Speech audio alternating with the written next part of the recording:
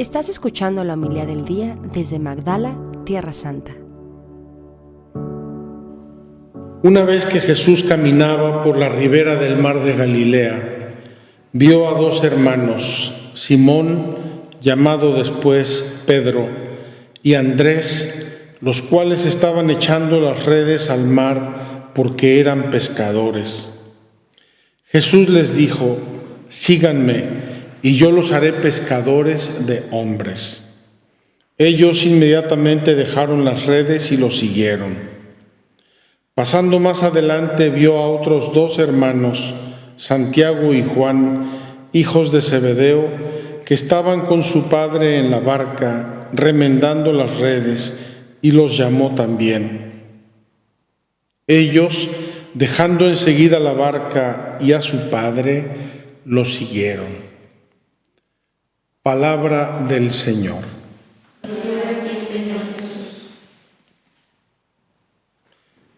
Queridos hermanos, la liturgia de hoy podríamos ponerle un título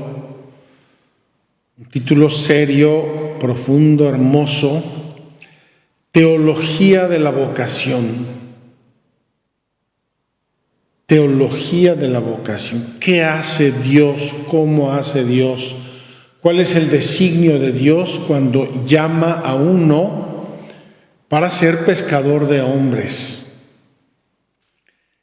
El Evangelio nos relata en breves frases el primer encuentro entre Jesús, Pedro y Andrés, hermanos, Santiago y Juan, hermanos, y cómo los mira Jesús y cómo los llama y cómo les cambia completamente en minutos el sentido de su vida.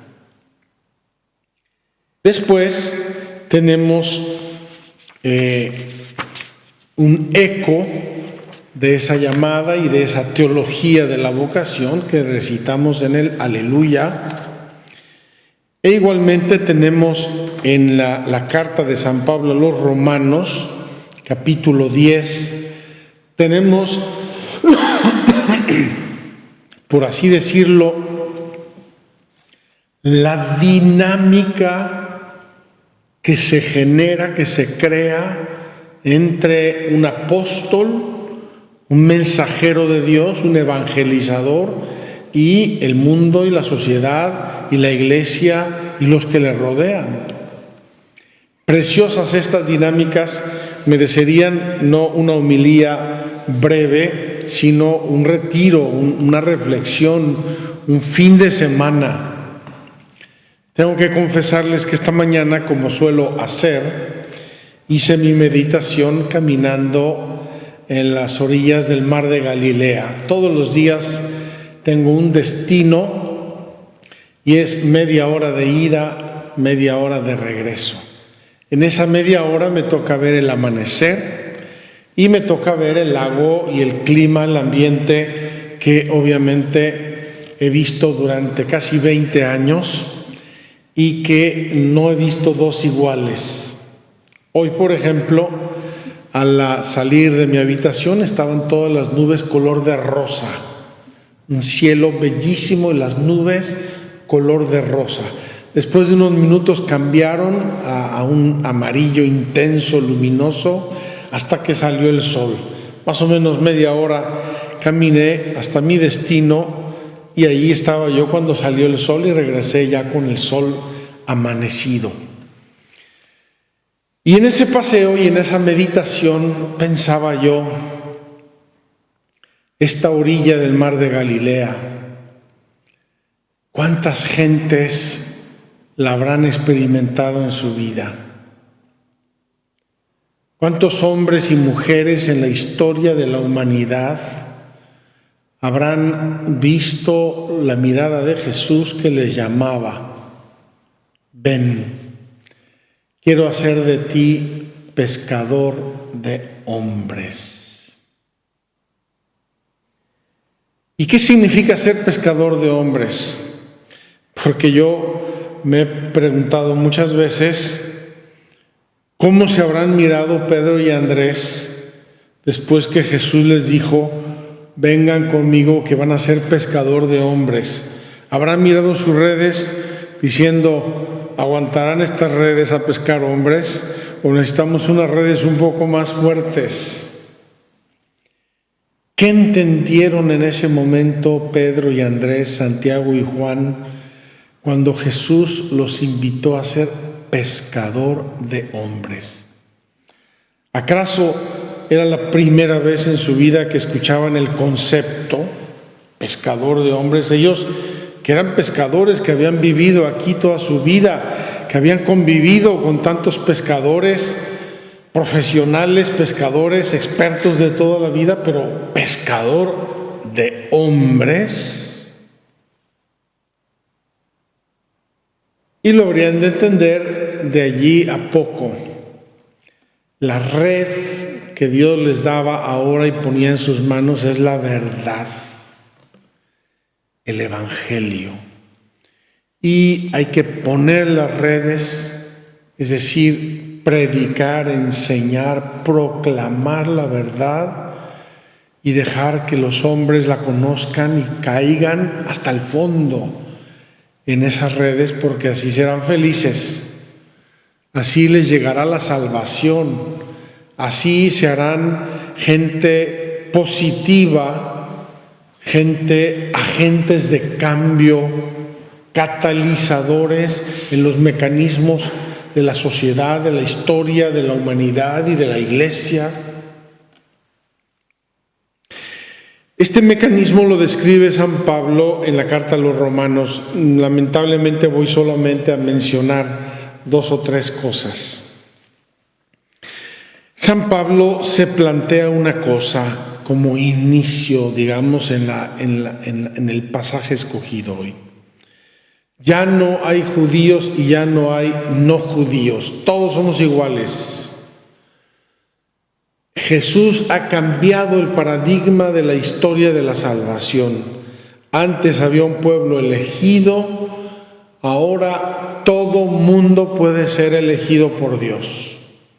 Todo mundo ha sido llamado, incorporado a la salvación en Cristo. Se ha restablecido la historia de la humanidad, regenerado completamente. Ninguno crea que él quedará defraudado, porque no existe diferencia entre judío y no judío.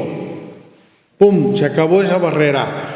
Ahora el mensaje va a todo ser humano, a todo ser humano. Y San Pablo nos dice que lo fundamental del mensaje es creer en Dios.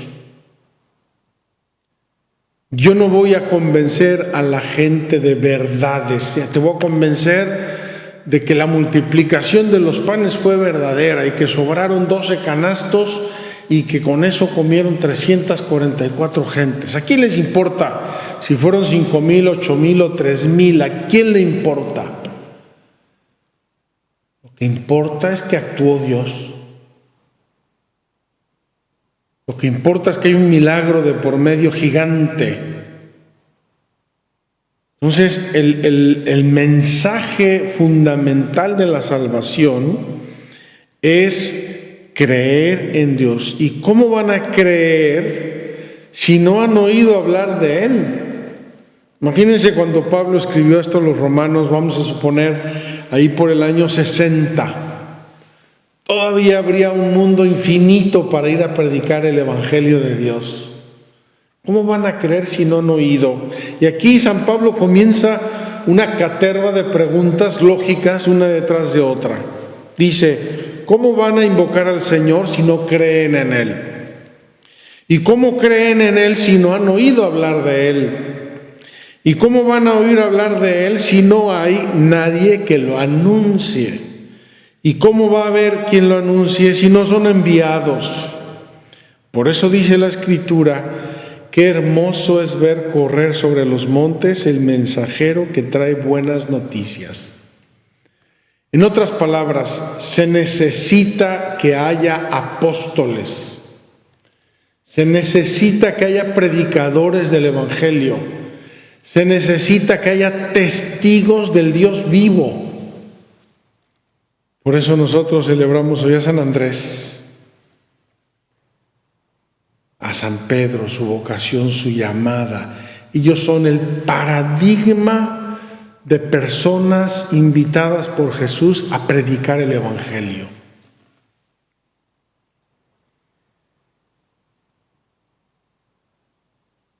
Y luego, obviamente, ¿cómo lo acepta la gente?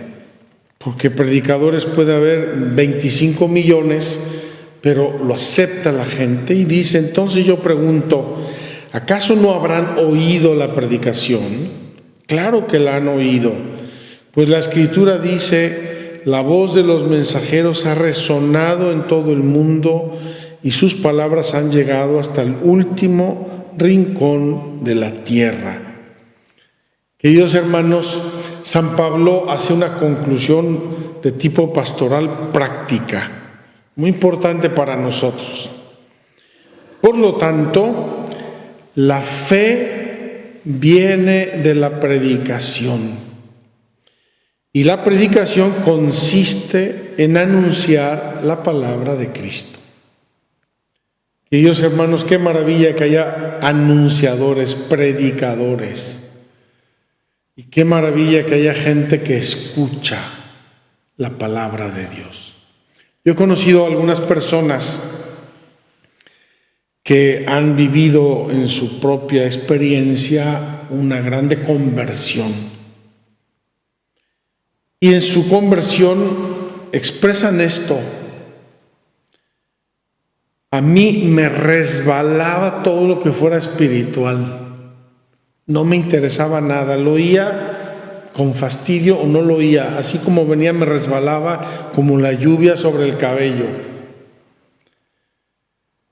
De repente comencé a escuchar y esa lluvia ya no se resbaló, sino que entró en mi corazón, entró en mi mente y empecé a escuchar y a poner atención y a entender y a dar pasos de conversión.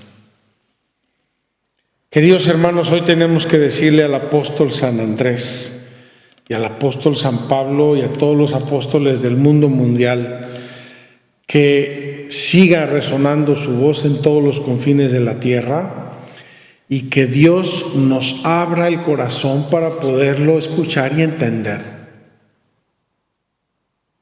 Ojalá que haya muchos apóstoles. Si hay jóvenes que me están escuchando en esta misa, no lo sé, piensen si no los llama Dios a ser sacerdotes, a ser misioneros o misioneras, a predicar, a ser catequistas, a trazar en las almas de los niños los rudimentos de la fe que luego van a ir tomando color y forma en el tiempo.